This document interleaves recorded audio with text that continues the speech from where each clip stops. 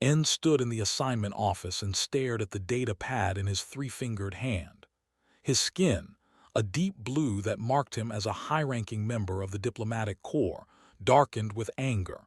This had to be a mistake. "You want me to observe humans?" he asked, his voice tight with controlled frustration.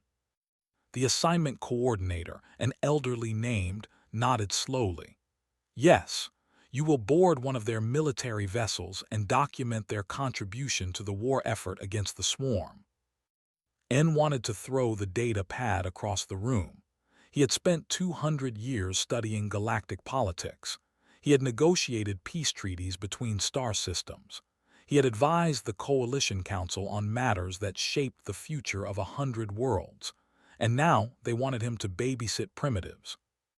"Humans have barely left their home system," N said. "They have been in space for only 80 of their years. What could they possibly contribute to a real war?" His eyes, large and knowing, regarded him with something that might have been amusement. "That is exactly what you are to discover. The Council wants an official report." N left the office feeling insulted. Everyone knew about humans. They were the species to join the Galactic Coalition, and they had a reputation that preceded them. Hot-blooded, aggressive, reckless. They picked fights they could not win and somehow survived through luck rather than skill. The galaxy tolerated them because they had managed to develop faster-than-light travel, which meant they met the minimum requirement for Coalition membership. The shuttle flight to the human ship gave N time to review what little information existed about human military operations. The reports were contradictory and strange. Some described humans as brilliant tacticians. Others called them suicidal maniacs. One report claimed a single human ship had disabled a pirate fleet 3 times its size. Another report stated that humans had lost an entire battle group because they refused to retreat from a lost position. N decided the truth was probably simpler. Humans were unpredictable because they were inexperienced. They won sometimes through accident and lost when their luck ran out. The human warship came into view and N felt his assessment confirmed. The UES Defiant was small by Coalition standards, barely the size of a frigate. Its hull was covered in patches and repair marks. The weapons looked outdated. The ship had clearly seen better days. When N docked and entered the ship, he expected chaos. Young species rarely maintained proper military discipline. Instead, he found something unexpected. The corridors were clean and organized. Crew members moved with purpose, their uniforms neat and pressed. They saluted each other with crisp precision. When a group of engineers hurried past carrying equipment, they did not run wildly. They moved in formation, calling out warnings and confirmations to avoid collisions. A young human woman met him at the airlock. She wore the uniform of a junior officer, and her eyes were sharp and alert. "Observer N," she asked. "I am Ensign Bo-Ra. Captain is expecting you on the bridge." N followed her through the ship, noting every detail.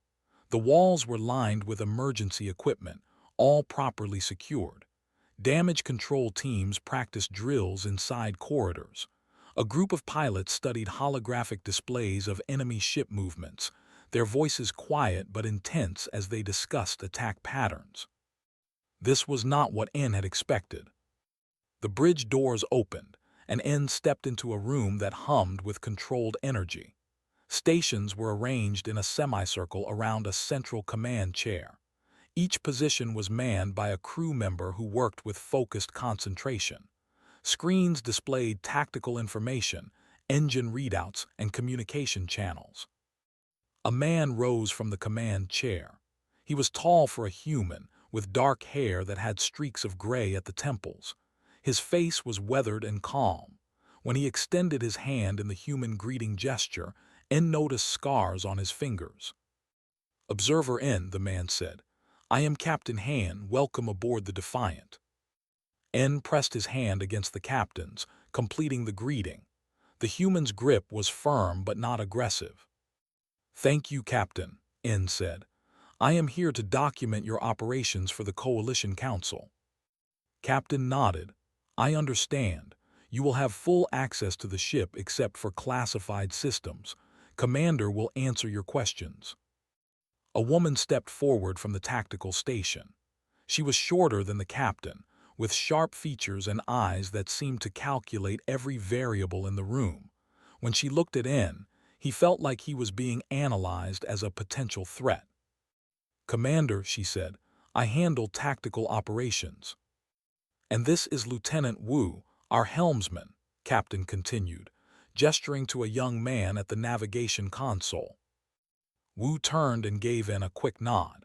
His hands never left the controls, fingers making constant micro-adjustments that N could barely see.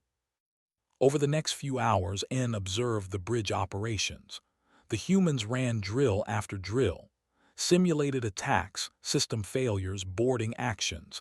They practiced everything. Captain would call out a scenario, and the crew would respond instantly, their movements smooth from repetition. N watched Commander at the tactical station. She pulled up data on the swarm, studying their attack patterns with an intensity that surprised him. They were not complicated enemies. They swarmed in massive numbers and overwhelmed through sheer force. What was there to study? But found patterns. She identified weak points in their formations. She calculated response times and weapon ranges. She built predictive models of how they would react to different situations. You seem very prepared, N observed. Glanced at him. Preparation is the only advantage we have. Our ships are not as advanced as dreadnoughts. Our weapons do not hit as hard. Our shields are weaker, so we prepare, we study, we find every tiny edge we can. That evening, N was given quarters near the officer's deck. As he prepared his first report, he tried to reconcile what he had seen with what he had expected. The humans were disciplined. They were focused. They trained constantly. But that did not mean they would be effective in real combat. Discipline was easy to maintain in peacetime. The true test would come when the shooting started. N activated his data pad and began to write. Day 1. Human crew displays unexpected organizational competence. However, this may simply indicate they have memorized procedures without understanding tactical reality. Further observation required. He set down the pad and looked out the small viewport in his quarters. Stars streaked past as the Defiant moved through faster-than-light travel. Somewhere out there, the swarm was gathering its forces. Soon, N would see what humans were really made of. He suspected he would be writing a very different kind of report once the battle began. Young species always looked good in practice, but war had a way of revealing the truth. The alarm woke N from a deep sleep. Red lights flashed in his quarters, and a calm voice spoke through the ship's communication system. All hands to battle stations. This is not a drill. Swarm detected attacking Delta mining colony. Fleet is moving to intercept. N pulled on his observer's robes and hurried to the bridge. The corridors were full of crew members rushing to their positions, but there was no panic. They moved quickly but with purpose, like water flowing downhill. When he reached the bridge, Captain was already in his command chair. They showed a tactical display of the situation. The mining colony appeared as a blue dot, surrounded by hundreds of red dots ships. Status, Captain said quietly. Commander's fingers danced across her console. 63 vessels confirmed. Mixture of fighters and carrier ships. They are attacking the colony's defensive platforms. Coalition fleet, the captain asked. 8 dreadnoughts are in formation, approaching from the north vector. 4 cruisers from the east. We are the southern element with the other human ships. N moved to an observation station where he could watch without interfering. Through the viewport, he saw the massive shapes of dreadnoughts. Each one was 5 times the size of the Defiant, with shields that could withstand incredible punishment. They moved in perfect formation, maintaining exact distances from each other. This was textbook coalition tactics. The dreadnoughts would advance slowly, using their superior range to pick off ships from a distance. It was safe, effective, and proven over thousands of years of warfare. The Defiant and the other human ships took up positions on the southern flank. N counted 12 human vessels total, all similar in size to the Defiant. They were the smallest ships in the fleet. "All ships maintain formation," came a voice over the fleet channel. It was Admiral OK, the fleet commander. "Advance at .3 light speed. Engage targets at maximum range." The coalition fleet began its approach. The dreadnoughts fired first, their powerful beam weapons lancing through space. Fighters exploded into balls of fire. The defensive line was working exactly as planned. N allowed himself to relax slightly. This would be a standard engagement. The coalition would grind down through superior firepower and discipline. The humans would play a minor support role. Everything would go according to. "Captain," Commander said, her voice sharp. "They are adapting. They are splitting their formation."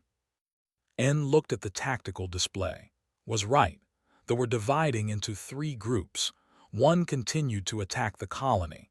The other 2 were moving to flank the coalition fleet. "They are going to surround us," Lieutenant Wu said from the helm. Admiral OK's voice came through the channel. "All ships, adjust formation. Rotate to meet the flanking elements." The dreadnoughts began their turn. They moved with the grace of ocean liners, slow but unstoppable. But N saw the problem immediately. The turn would take time. The flanking forces would reach the colony before the dreadnoughts could reposition. "Captain said, if the destroyers reach the colony, they will kill everyone there. The colony has 20,000 workers." Captain was silent for 3 heartbeats.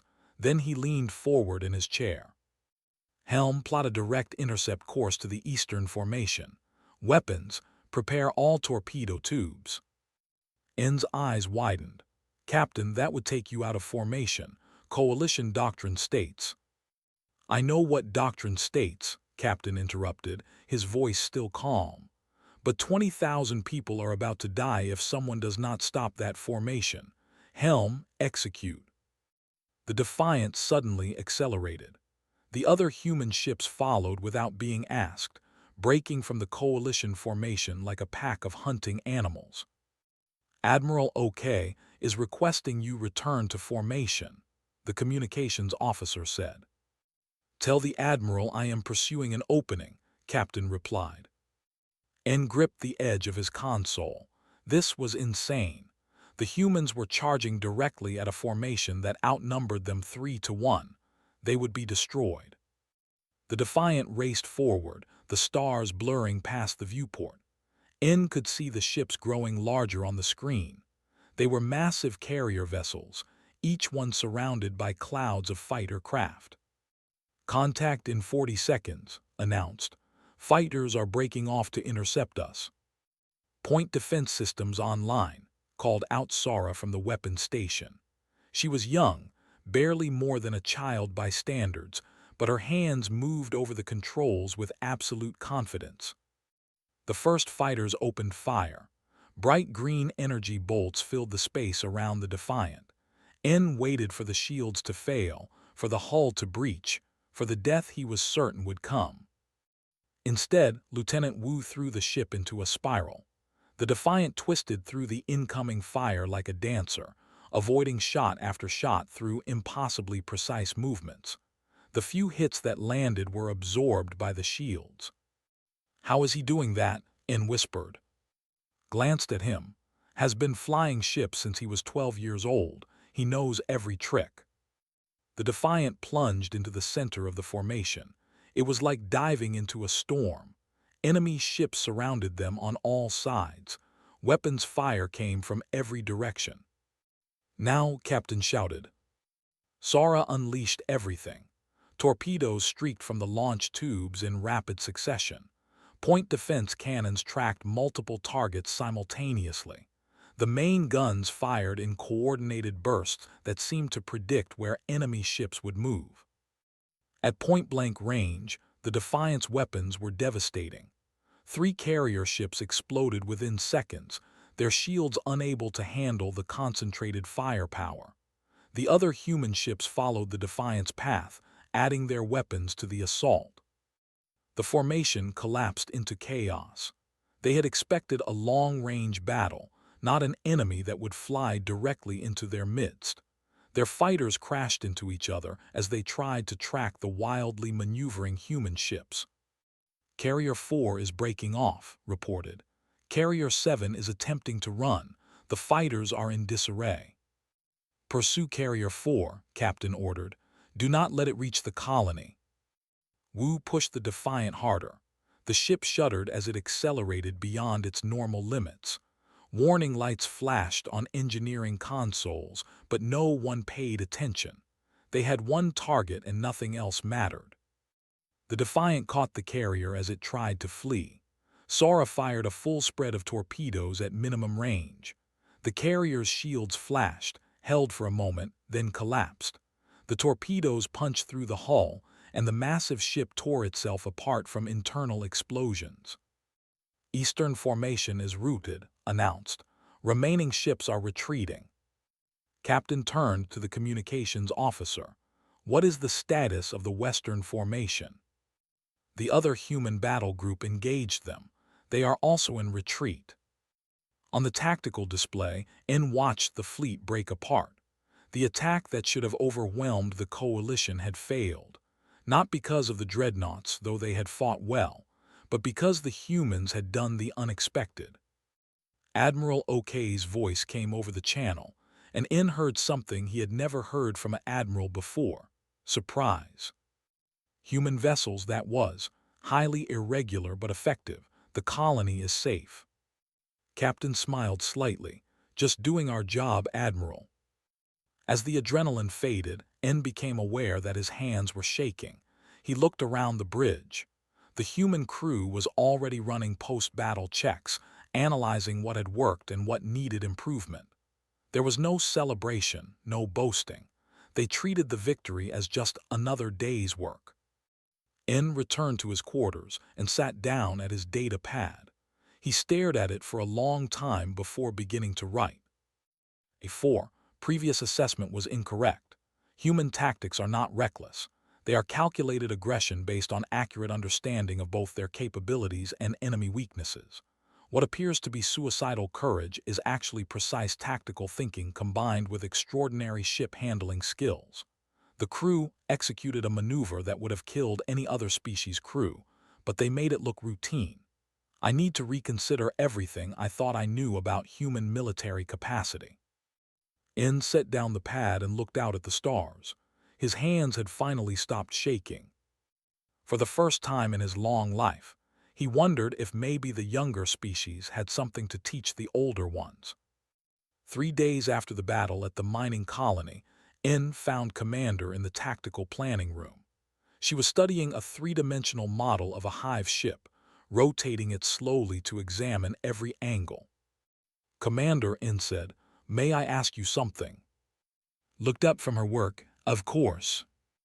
At the colony battle, you broke formation and charged directly at the enemy.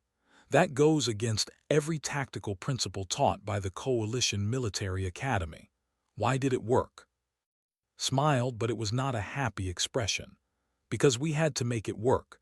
Observer N, do you know what humans had when we first reached the stars? I have read the reports. Primitive fusion drives, basic weapons, simple computers. Exactly, said. We had nothing. When we joined the coalition, we saw your ships with their incredible shields and ancient weapons technology. We saw them with their energy manipulation abilities. We saw species that had been exploring space for thousands of years, and we realized we could not compete with that. She turned back to the hive ship model. So we learned to think differently. We adapted. We looked for what others considered impossible and made it possible. We do not have your shields, so we learned to not get hit. We do not have your weapons, so we learned to get close where our weapons work better. We survive by being what others do not expect. N considered this. It made a strange kind of sense, but it also raised questions. Is that not exhausting? He asked. Always having to be faster, more clever, more willing to take risks.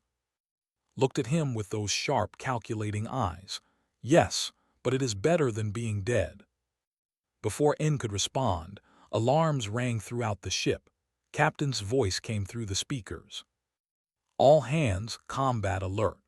Long-range sensors have detected a damaged hive ship in Sector 14.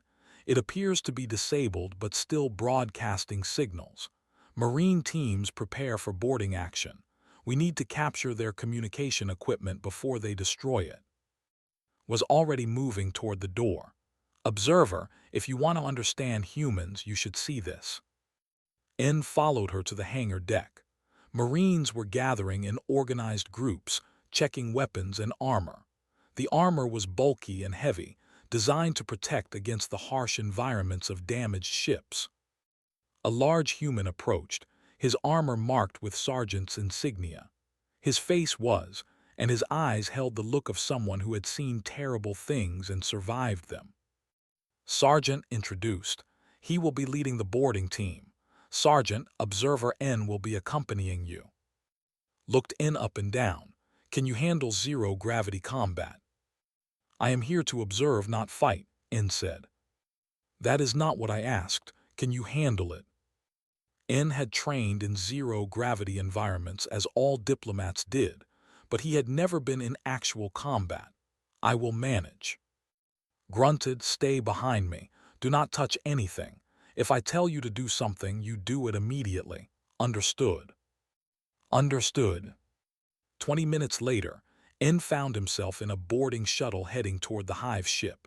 He wore a borrowed environment suit and magnetic boots. Around him, 12 human Marines checked their weapons one final time. Corporal sat across from him. She was small for a human, but her eyes were hard. Next to her was Private Jin, who looked too young to be a soldier, but his hands on his rifle were steady. 30 seconds, the pilot announced. The shuttle touched against the hive ship's hull with a soft clang. Cutting torches activated, burning through the alien metal.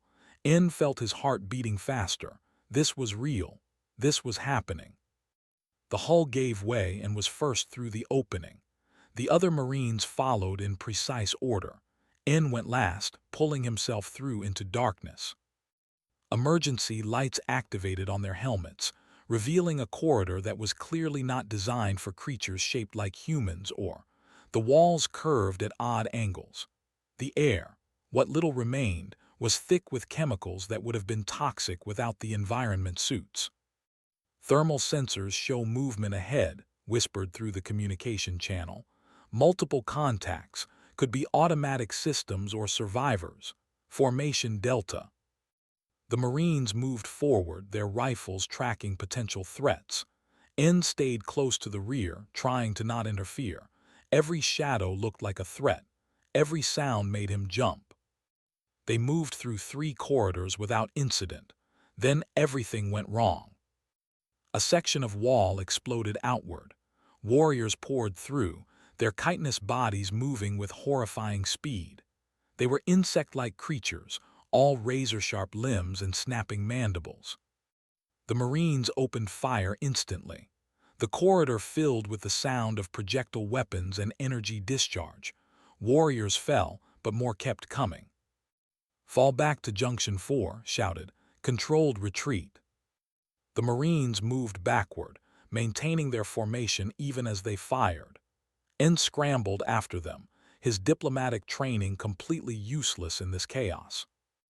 They reached a wider section of corridor where they could establish a defensive position. The Marines took cover behind structural supports, creating overlapping fields of fire. N crouched behind a bulkhead, watching in horror as the charged forward. This was close combat, the kind of fighting that most coalition species avoided at all costs. It was brutal. It was terrifying. It was what humans did. His rifle clicked empty. Without hesitation, she dropped it and drew a shorter weapon, continuing to fire as she fell back to reload. Jin moved forward to cover the gap she left, his own weapon tracking targets with mechanical precision. Grenade out, someone yelled. An explosion rocked the corridor. Bodies were thrown back by the blast. but still more came. Then N heard something that made his blood freeze. A scream cut short. One of the Marines had been hit. "Is down," Jin shouted. "She is bleeding bad." His response was immediate. "Grab her," everyone else suppressing fire. The Marines unleashed a wall of projectiles that forced them to take cover. Jin dropped his rifle and pulled behind the defensive line. Blood was leaking from a tear in her armor. "I can still fight," said through gritted teeth. "No, you cannot," said, reaching her position. He pulled out a medical kit and began sealing the wound. "Get her to the shuttle." "Sergeant, you need me here," Jin protested. "That is an order, Private. Get her out." Jin picked up, slinging her over his shoulder. But as he started toward the rear, more appeared from a side passage, cutting off the retreat. "Rear contact," someone yelled. They were surrounded. They were in front and behind. The Marines' ammunition was running low. N realized with cold certainty that they were going to die here. But Jin did not run. He sat down in the safest corner he could find.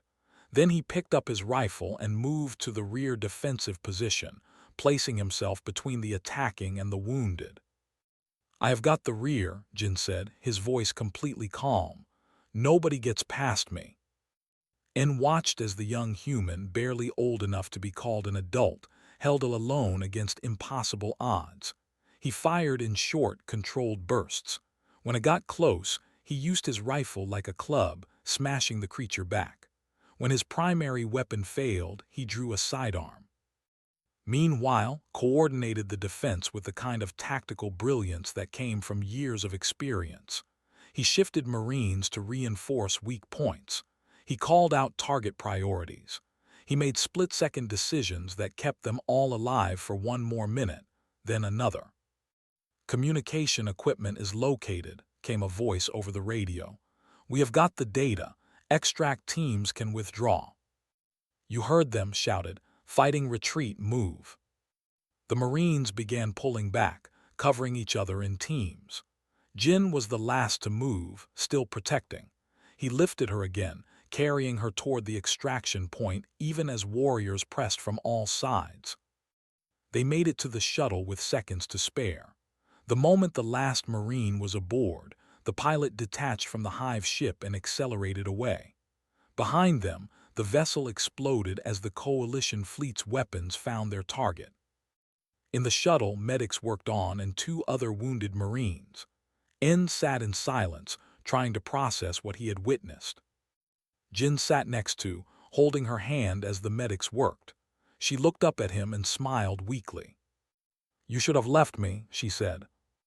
"Never," Jin replied simply. N understood then. This was not about tactics or training or clever strategies. Humans fought for each other with a loyalty that transcended logic. They would hold impossible positions and face certain death for their fellow soldiers. Back on the Defiant, N updated his report. His hands shook as he wrote. "I have observed something that cannot be in tactical assessments. Humans possess a loyalty to each other that drives them to achieve impossible things. They do not fight just for strategic objectives. They fight for the person next to them. This changes everything." The warning came 3 weeks after the boarding action. Every ship in the Coalition fleet received the same message at the same time. They were coming. Not a raiding party. Not a small attack force. The entire swarm was moving as one massive fleet, heading directly toward Coalition space. N stood on the bridge of the Defiant as Captain read the intelligence report. The numbers were staggering. Over 3,000 vessels. Fighter craft beyond counting. It was 10 times larger than the entire Coalition defense fleet. "The Council is meeting now to discuss our response," Admiral OK said over the fleet communication channel. His voice, usually so confident, sounded uncertain. The discussion lasted for hours. N listened as Coalition leaders debated their options. The mathematics were simple and brutal. They could not win this fight. Every tactical simulation showed the same result: complete destruction of the Coalition fleet. Finally, the vote was called. N heard the results with growing horror. The Council has voted to implement strategic withdrawal, Admiral OK announced. All military vessels will retreat to the inner systems. We will establish new defensive lines at. No. The single word cut through the channel like a knife. It was Captain. Captain, please repeat, Admiral OK said, his tone sharp. I said no, Admiral. The Defiant will not retreat. Silence filled the communication channel. N could not believe what he was hearing. A human captain was refusing a direct order from a coalition admiral. Captain, this is not a request, Admiral OK said carefully. The Council has voted. You are bound by coalition military law to follow orders. Then court-martial me after the battle, Captain replied. His voice was calm, but there was steel underneath. But I will not abandon the outer colonies.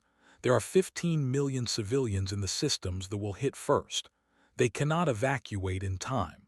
Someone has to slow the swarm down, give them a chance to escape. That is suicide, Admiral OK said. You will all die. Maybe, Captain agreed. But we will die buying time for innocent people to live. That seems like a fair trade to me. N wanted to scream at the captain. This was insane. Brave, perhaps, but insane. The Defiant and a handful of other ships could not stop the swarm. But then other voices joined the channel. The UES Valor stands with the Defiant, said another human captain. The UES Relentless is not retreating. UES Phoenix will remain on station. One by one, every human ship in the fleet refused the withdrawal order. 37 vessels in total. It was still hopeless, still suicide, but they were going to do it anyway. Then came voices that surprised N even more. The cruiser requests permission to join the human fleet, said a captain. We cannot let them fight alone. This is captain or of the frigate Unity. My crew has voted. We stay. Within an hour, over 200 ships had volunteered to remain. It was still not enough to win, but it was enough to fight. Admiral OK's voice returned to the channel, and N heard something new in it. Respect. Very well. Those who wish to retreat may do so. Those who remain will be under the command of Captain. May the stars watch over you all. The next 72 hours were a blur of preparation. N watched as the human engineering crews performed miracles. In the Defiant's engine room, engineer worked without sleep, modifying the reactor to produce more power than it was designed for. This will burn out after a few hours, explained to N as she worked. But for those few hours, we will have shields and weapons at full power simultaneously. That should not be possible, but I am making it possible. Her hands moved with practiced precision, rewiring systems and bypassing safety protocols. Other engineers worked around her, each one pushing their equipment beyond normal limits. In the medical bay, Doctor prepared for casualties. She had set up 3 times the normal number of emergency treatment stations. When N asked if it would be enough, she gave him a sad smile. No, but I will save everyone I can. On the bridge, Commander coordinated with the other ships in the volunteer fleet. She created attack patterns designed to maximize damage while minimizing losses. Every simulation still showed them losing, but the simulations kept getting better. We need to break their command structure, explained during a planning session. The fight in coordinated swarms. If we can destroy their command ships, the others will become disorganized. That requires getting through their defensive screen, pointed out an officer. The command ships will be in the center, protected by thousands of fighters. Then we go through the fighters, said simply. When the fleet finally arrived, it filled the sensors like a dark cloud. N had never seen so many ships in one place. They blotted out the stars. The volunteer fleet formed a defensive line between the swarm and the civilian colonies. 200 ships against 3,000. The mathematics had not changed. This was still suicide. All ships weapons free, Captain ordered. Remember, we are not here to win. We are here to buy time. Every minute we hold them is another 1,000 civilians who reach the evacuation ships. Make them count." The swarm attacked like a tidal wave. The battle began at long range, with both sides exchanging fire across vast distances. Coalition ships exploded. Fighters fell by the hundreds, but the swarm kept coming. "Shield generators are at 120% capacity," called out an engineering officer. "Says we have maybe 4 hours before they burn out." "We will make it last," Captain said. The close to medium range and the fighting intensified. The Defiant shook under repeated impacts. Damage reports flooded in from all sections. Hull breaches, system failures, casualties. En clung to his observation post as the ship bucked and rolled. Lieutenant Wu flew the Defiant through the enemy formation with the same impossible skill he had shown at the mining colony, but there were too many enemies. Some shots could not be dodged. "Main power is failing," someone shouted. The lights flickered and went out. Emergency systems engaged, bathing the bridge in red light.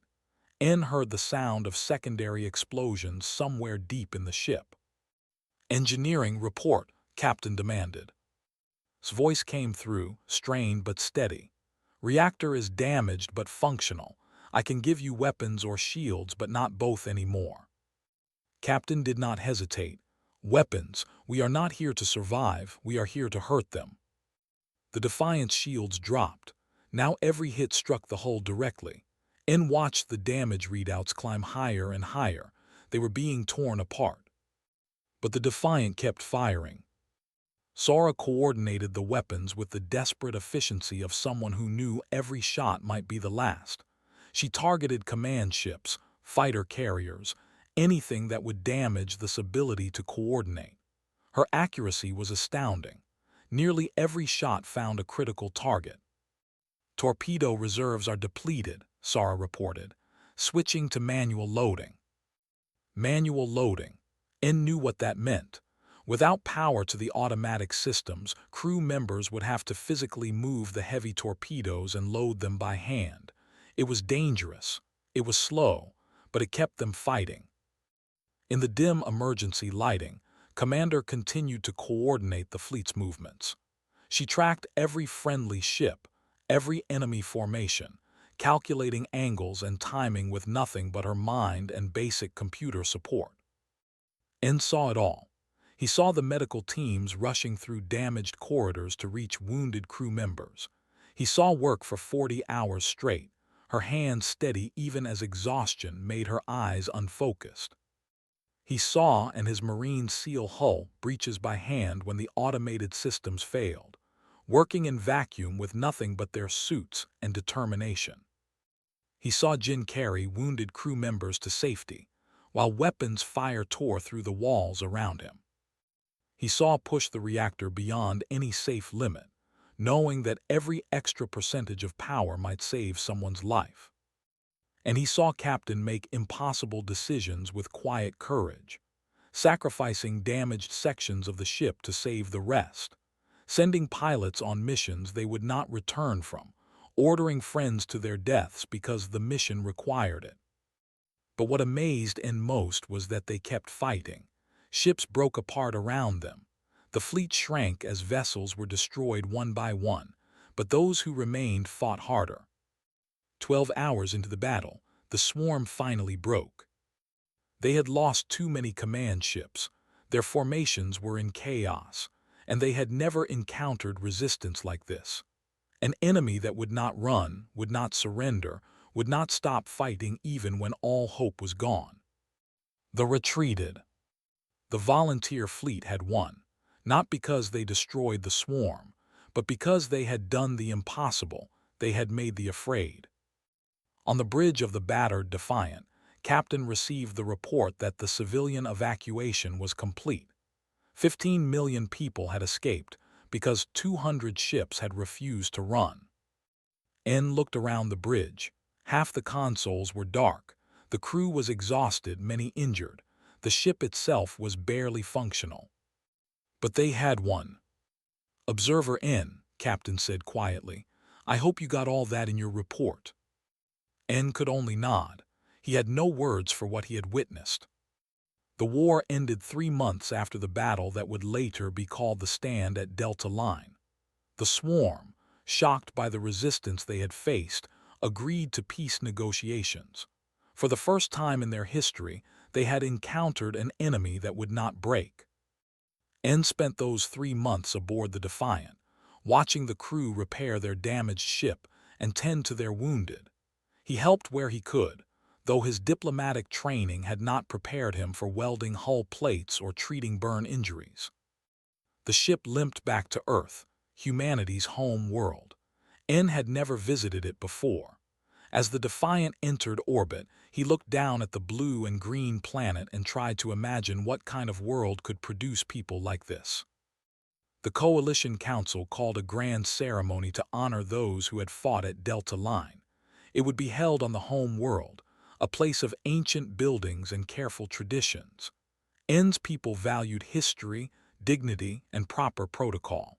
This ceremony would follow forms that had existed for 10,000 years. Captain was required to attend. He brought several of his crew, Commander, Lieutenant Wu, Sergeant, and Doctor. N traveled with them, no longer an outside observer but something closer to a friend. The ceremony was held in the Hall of Stars, an enormous chamber with a domed ceiling that showed the galaxy in perfect detail. Thousands of beings from hundreds of species filled the seats. At the center, a raised platform waited for the honored guests. Admiral OK opened the ceremony with a speech about sacrifice and duty. He spoke well, his words carrying the weight of his years and experience. But N noticed that the audience remained quiet and respectful but not moved. Then Captain was called to the platform to receive the Coalition's highest military honor, the Star of Valor. Only 23 beings in all of Coalition history had received it. Now there would be 24. Admiral OK presented the medal, a small piece of metal that represented so much. But when OK invited Captain to speak, the human surprised everyone. "I cannot accept this honor alone," Captain said, his voice carrying through the hall. "Because I did not stand alone. Every person on the Defiant earned this medal. Every pilot who flew when they should have been resting. Every engineer who fixed systems they had never been trained on. Every medic who saved lives in impossible conditions." He paused, looking out at the assembled crowd. "And it was not just my crew. 200 ships stood at Delta Line. Thousands of individuals decided that protecting innocent lives was worth more than their own safety. They should all be here, receiving this honor." The audience stirred. This was not how these ceremonies typically went. Usually, the recipient gave thanks, accepted the honor, and sat down. But Captain continued, "My people have a saying, we are only as strong as those beside us. I stood beside the finest crews in the galaxy, captains who chose honor over survival, warriors who proved their courage, and my own crew, ordinary humans who did extraordinary things because the situation demanded it." He held up the medal. "This belongs to all of them, to the ones who lived and the ones who died. To Ensign Bo Ra, who kept the communications running even after her station was on fire. To Private Jin, who held a position alone so others could escape. To Engineer, who gave us power when physics said it was impossible. To Doctor, who saved 243 lives in 3 days without sleep." Captain's voice grew stronger. "Humans are not the strongest species. We are not the or the fastest. Our technology is primitive compared to civilizations that have explored the stars for. But we have something that no amount of technology can replace. We have the refusal to give up. The refusal to abandon those who need us. The refusal to accept that any fight is truly hopeless." The hall was completely silent now. Every being present listened with full attention. "At Delta Line, the mathematics said we would lose," Captain said. "Every simulation showed our defeat, but mathematics cannot account for courage, for loyalty, for the willingness to sacrifice everything for others. That is what humans bring to the coalition. Not advanced weapons or powerful ships. We bring the certainty that we will stand beside you no matter the odds. He looked directly at Admiral OK. The Council voted to retreat. They were not wrong. Strategically, withdrawal was the correct choice. But sometimes the right choice is not the smart choice. Sometimes you have to stand and fight, even when you know you will probably die, because some things are worth dying for. Captain stepped back from the speaking position. I accept this honor on behalf of everyone who stood at Delta Line. They are the ones who earned it. The hall erupted, not with polite applause as was traditional, but with a roar of approval that shook the ancient building. Beings from 100 species stood and cheered. N found himself on his feet, his voice joining the others. After the ceremony, there was a reception. N watched as beings who had previously dismissed humans now sought them out, wanting to talk, to understand, to learn from them. The humans, uncomfortable with the attention, tried to deflect praise to their fellow crew members. N found Commander standing alone on a balcony, looking up at the stars. "You changed everything today," N said, joining her. Shook her head. "We just did what needed doing, we always have." "That is exactly my point," N replied. "For 10,000 years the Coalition has operated on careful strategy and measured risk. We calculate acceptable losses. We make the smart decisions. But humans refuse to accept that some losses are acceptable. You fight for everyone." "Is that not what any good person would do?" asked. N considered this. "Perhaps, but most species have forgotten that lesson. We have become comfortable.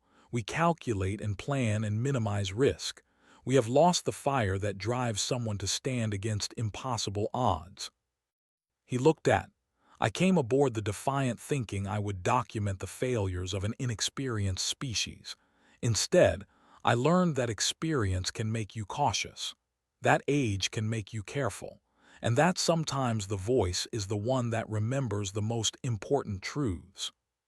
Smiled. "We are not perfect, observer. We make mistakes. We are hot-headed sometimes. We take risks that do not always pay off."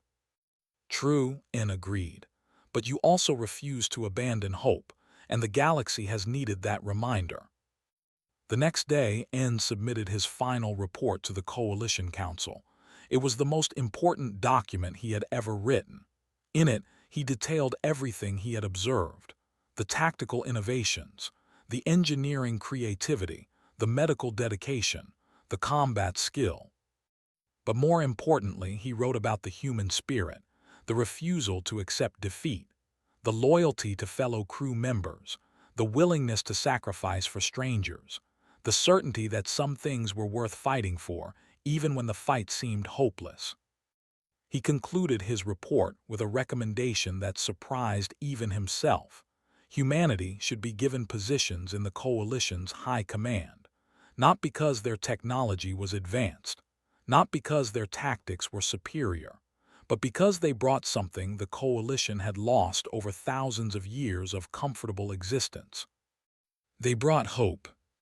2 weeks later, N resigned from the diplomatic corps. He accepted a new position as a human cultural liaison, working to help other species understand what made humans unique. On his last day aboard the Defiant, Captain met him at the airlock. "Thank you for witnessing," said, extending his hand in the human greeting. N took the hand firmly. "Thank you for showing me. I spent 200 years thinking I understood the galaxy. Then I spent 3 months with humans and realized I understood nothing." "That seems harsh," said with a slight smile. "Perhaps," N agreed. "But it is true. I have learned more aboard this ship than in 2 centuries of diplomatic service. I learned that sometimes the youngest species has the most to teach. I learned that courage is not the absence of fear, but the refusal to let fear stop you. I learned that hope is not foolish. It is necessary." He released the captain's hand and stepped back. "Your people's stellar renown is not built on victories alone. It is built on the willingness to stand when others would run, to fight when others would surrender, to believe when others would despair. The galaxy will remember the stand at Delta Line for 10,000 years. But more than that, it will remember what humanity taught us, that any fight is worth fighting if you are fighting for others. Captain nodded slowly. We just do what we think is right. I know, N said. That is exactly why the galaxy needs you. As N's shuttle pulled away from the Defiant, he looked back at the patched, imperfect ship. It would never be the most powerful vessel in space. It would never have the best shields or the strongest weapons. But it carried a crew that refused to give up. A crew that would march into battle knowing they might die, but also knowing that some things were worth dying for. N had come aboard expecting to document failure. Instead, he had witnessed the very best that any species could offer, and he had learned that humanity's stellar renown was not just deserved, it was essential. The galaxy had grown old and cautious. It needed youth and fire, and the absolute refusal to accept that any cause was hopeless. It needed humans. And now N would spend the rest of his life making sure the galaxy understood that.